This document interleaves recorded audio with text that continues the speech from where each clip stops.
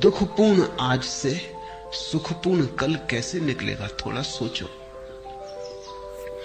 आज कहीं आकाश से थोड़ी आया है, तुम्हारे भीतर से आया है। तुम्हारा आज अलग है, मेरा आज अलग है। कैलेंडर के धोखे में मत पड़ना।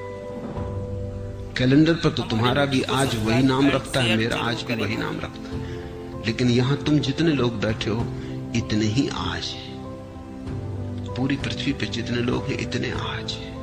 और अगर तुम पशु पक्षियों और पौधों को भी गिनो तो उतनी ही संख्या है। कैलेंडर बिल्कुल झूठ है। उससे ऐसा लगता है एक ही दिन है सबका। रविवार तो सभी का रविवार जरूरी नहीं है। किसी की जिंदगी में सूरज उगा हो तो रविवार, और किसी की जिंदगी में अंधेरा हो तो कैसा रविवार।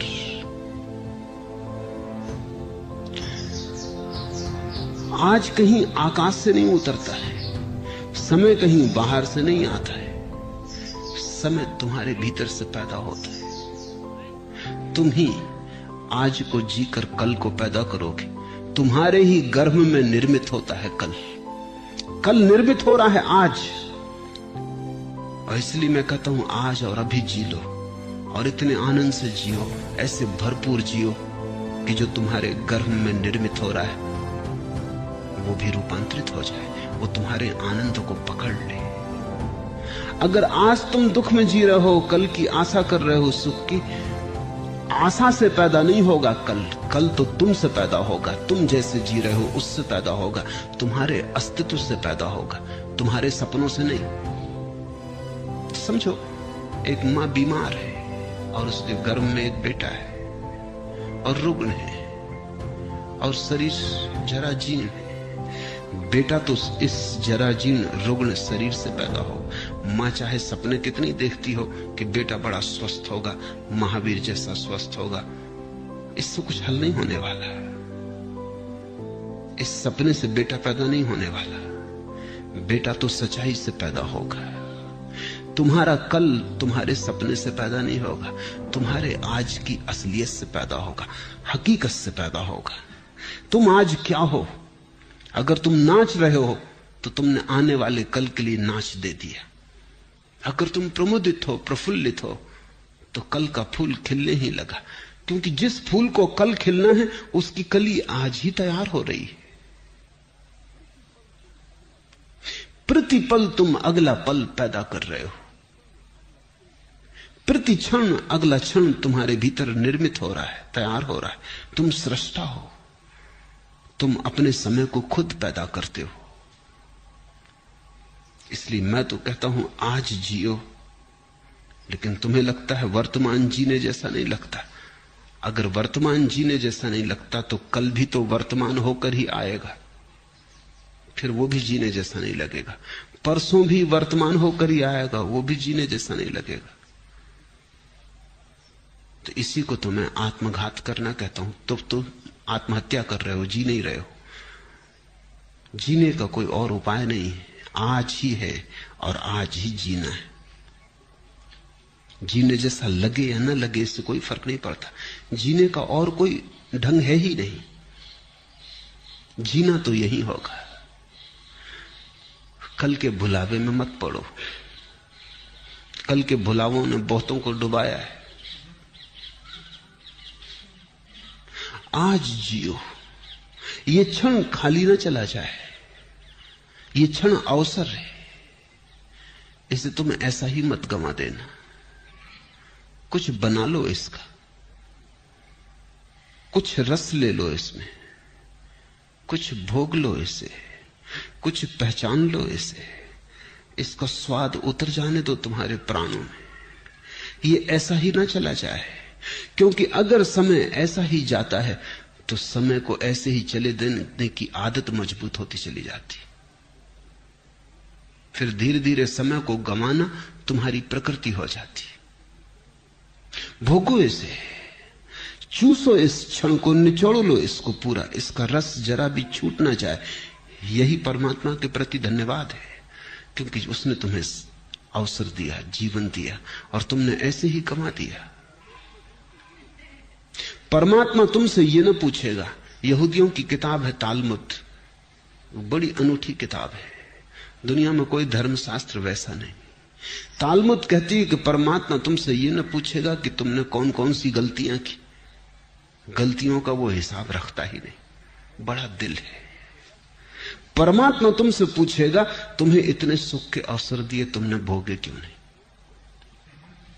गलतियों की कौन फिक्र रखता है? भूल चूक का कौन हिसाब रखता है? वो तुमसे पूछेगा इतने अवसर दिए सुख के, तुमने भोगे क्यों नहीं? तालमुद कहती है एक ही पाप है जीवन में, और वो है जीवन के अवसरों को बिना भोगे गुजर जाने देना।